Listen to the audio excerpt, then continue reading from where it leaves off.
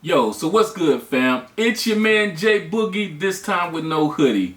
I hope everybody's enjoying their weekend or enjoyed the weekend, because I hope everybody checked out that the new episode of WandaVision where Captain Marvel, the original Captain Marvel, aka Spectrum, aka Photon, as she's known, is finally getting her powers in the Marvel Universe. It's going to be exciting, it's dope, and I just wanted to stun a little bit and show my first appearance.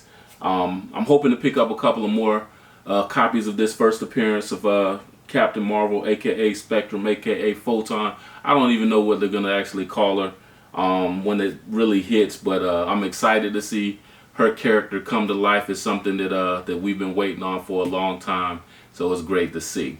So, up with another episode of What's in My Bag. If your weekend hasn't been going so great, dig into some comic books. It's always going to be something to make you feel a little bit better, something to take you to another world where you can escape for a little bit, get your head together.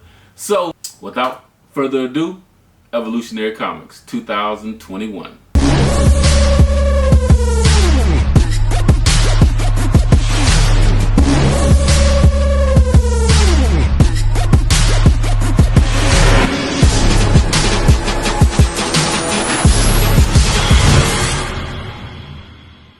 Alright, so I'm going to keep doing these episodes of What's in My Bag. I'm going to add some other different type episodes to kind of make it a little bit juicier. I'm going to talk about some comic book series that might meet your interest, something that you should dive into and kind of catch up on, so it can draw you all the way into this comic book culture, this blurred culture. But today, I'm going to go over this stack of What's in My Bag. And I got a nice little stack. This was a medium week, I guess you could call it. It was a medium week. But it got some goodies in there. So first up, from Scout Comics, this is a comic book called The Recount. And this is an interesting book because, especially with today's time in the political environment, with a new president being ushered in, this comic book is crazy so far. So apparently a shady president was assassinated, and his replacement is stepping up, and it was a replacement of a replacement, but she's stepping up nevertheless. But there's a group that is coming in to try to take over and run the country as the presidency, and it's crazy. It's kind of like The Purge. It's by Jonathan Hedrick. Jonathan is from my home area, the Space Coast over in Melbourne, so shout out to Jonathan. Appreciate your work, loving the book. Before it came out, I saw the cover and I was like, that shit look dope. That's something that I want to dive into. So it is meeting the expectation that I had, and I appreciate it. It's also, the artwork is by Gabriel Abera Nunez, and yeah, like I said, the new president McDerm is taking over for the dead president Christensen. With whoever he was, everybody hated him. In book one, he got smoked like within the first couple of panels, so he got assassinated at the podium. So that's why we went through the changes where there's a new president. But that's what hooked me. Once I saw that, I was like, what the hell is this? They already opened up the comic book and the president is assassinated. So contrast that with today's political environment. It's something that's worth reading. Next up, from Aftershock Comics #1, this is Shadow Doctor, and it's written by Peter Calloway and Georges Genty. And this is pretty good. It's an interesting read because the guy Peter Calloway, I guess this is written about his grandfather, Nathaniel Calloway, back in the 1930s, who was trying to strive and make strides as a black man in America. And you know how the time was back then, the climate, of the 1930s, where black men weren't equal, and it was doubly difficult for them to try to achieve their accomplishments. But I guess he got turned down, and he got blocked out, from something, and he's gonna end up turning to the mafia for assistance. So it's about that story. And a shadow doctor, I get that term from it's a military term, but it's almost like snake doctor, somebody who like figures out things, and a shadow doctor is somebody who figures out things, but I guess behind the scenes in the shadows or whatever. So I don't know what it's about yet, but it seems like it's interesting. I've heard good things about it so far. Stay tuned. Holler at me later in the week. I'm going to do a review on it. Keep you posted. Next up, from Image Comics, I got my man Brandon Thomas and Kyrie Randolph's. This is cover A, number 10 of Excellence. And I guess Spencer Dales is still getting in trouble or getting caught up. You know, he's a rebellious fella, and this is a wizardry world. It's about wizards, and it's almost like Harry Potter, the urban Harry Potter, if you want to say it that way. But Spencer Dales is definitely not Harry Potter, and his dad is Raymond Dales, and he's been trying to keep him in line. He's like he was part of the council. I got to catch up on that one because it's pretty deep. It's pretty serious, and it's been a great series so far. Kind of fell off with like getting overloaded with other back issues, but I'm gonna jump back on that one. I got a nice little variant cover as well. This variant cover is by Tara Nicole Whitaker, and I dig it because I guess this is Spencer, and this is his grandmother who kind of transcended. But you know, it's a dope cover. It's a nice little variant cover. That's Excellence number 10 from Image Comics.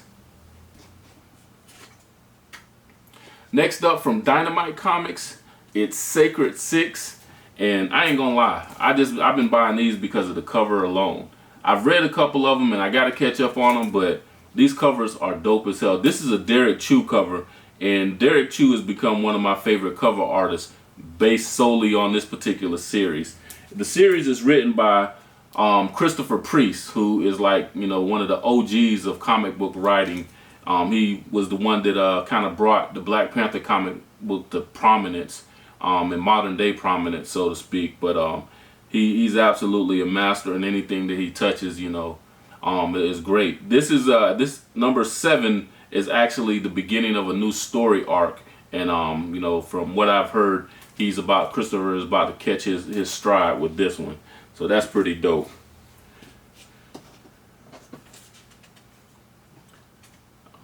Alright, next up, one of my favorite characters from DC that almost nobody knows about. And it's funny because people are always saying, you know, what about the black female superheroes? This is Vixen. And Miss Vixen is, I believe her real name is Mari McCabe.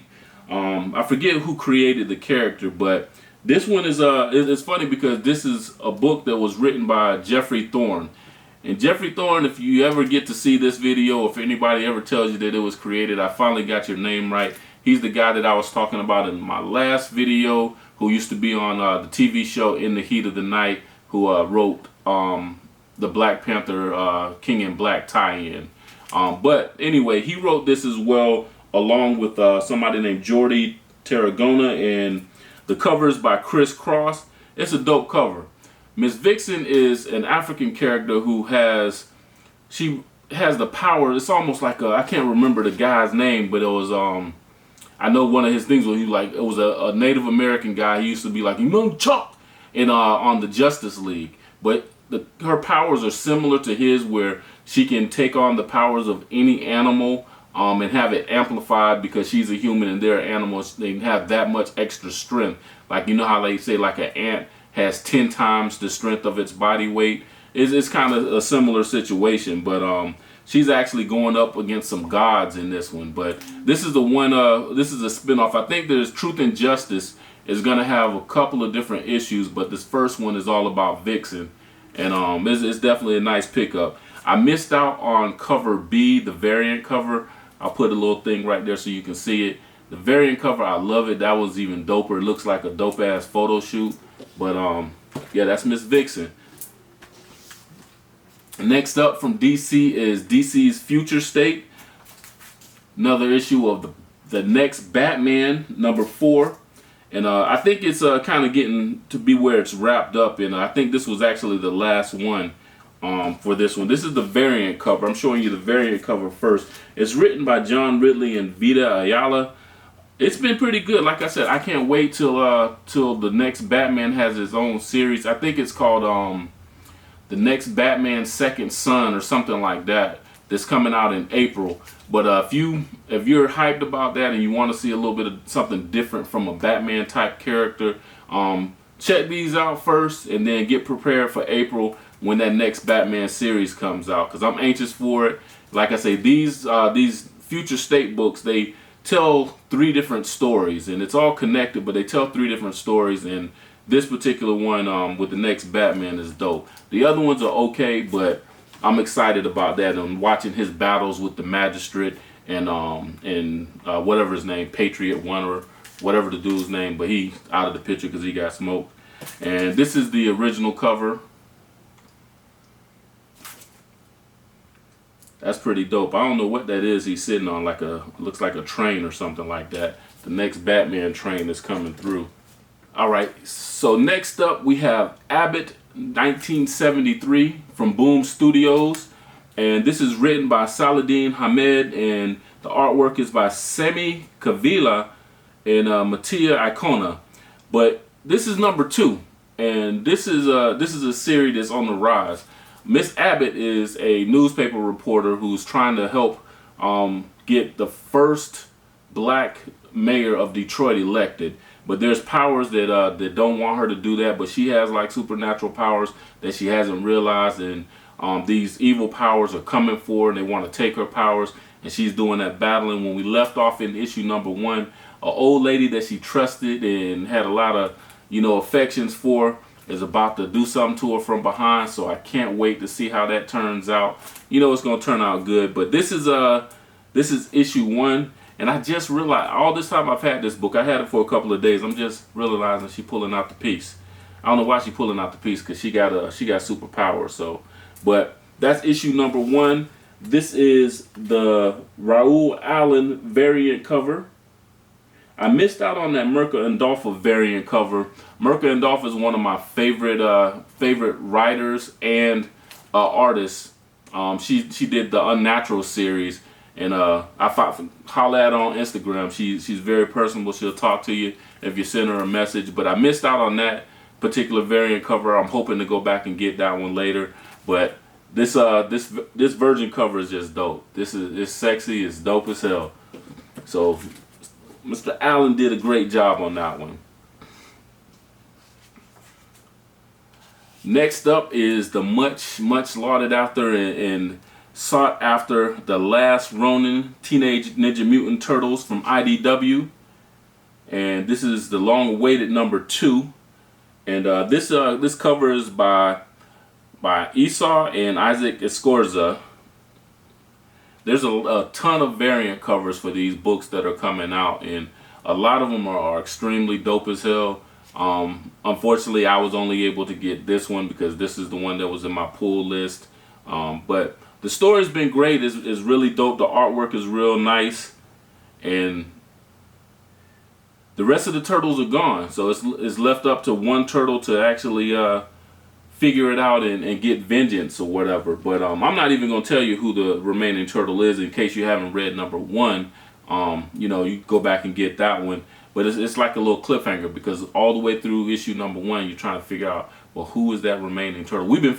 People that have been waiting for this have been waiting like months to try to figure out who that remaining turtle is. And at the end of number 1, you find out, and this goes on to his further adventures. And yeah, so that's what it is. All right, next up we have Planet of the Symbiotes number 2, and it's written by Mark Bajordian and Jeffrey Thorne. So hey, I said that Marvel need to holler at Jeffrey Thorne and let him do some more work for them, but apparently they already know.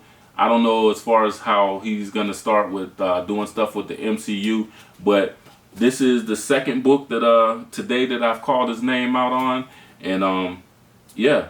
So this is basically a King in Black tie-in, and it's Planet of the Symbiotes, and it's a dope ass cover. I thought it has like a Japanese feel to that cover.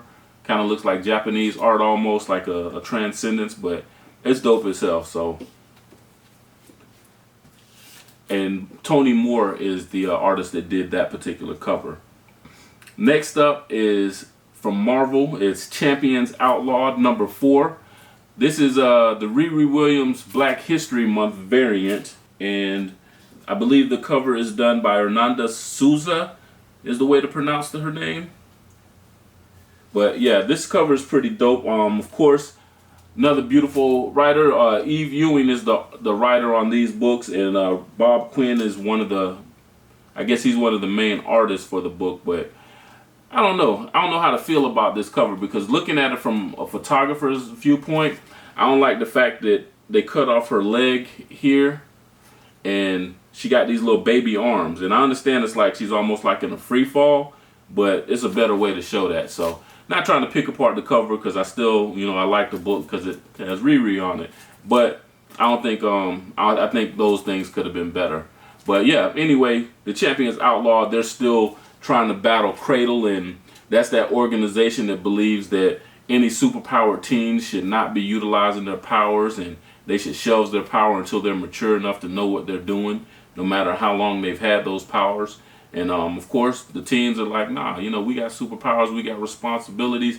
We're not gonna let the world, you know, go to the crap just because y'all say so. So it's been a dope series so far.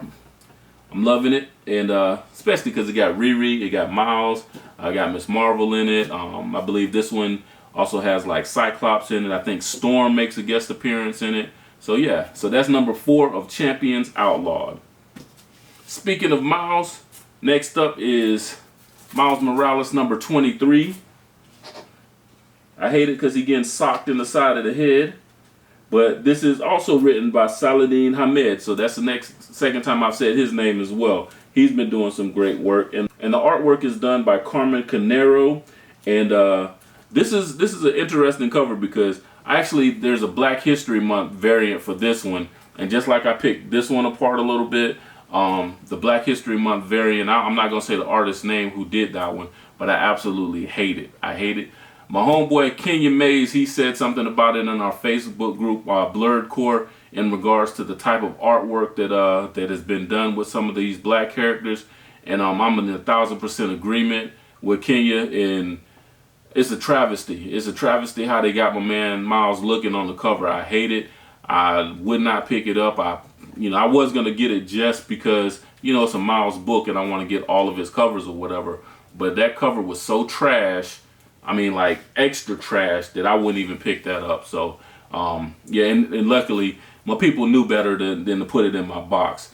But this is another King in Black tie-in, and Miles is about to have to deal with dragons in Brooklyn, and you know how he has to battle with the symbiotes and the King in Black coming to Earth in his own way. One of his friends is actually contaminated. I guess that's how you want to say it, but the symbiotes got him or whatever, but he has to deal with that too. I know who it is already. I haven't read the book, but you know, I skimmed through it just to see what's up. And I'll say it's a superpowered friend. So y'all check it out and see how my man Miles deals with that one. I also have coming in the mail another variant issue. It's the Cal.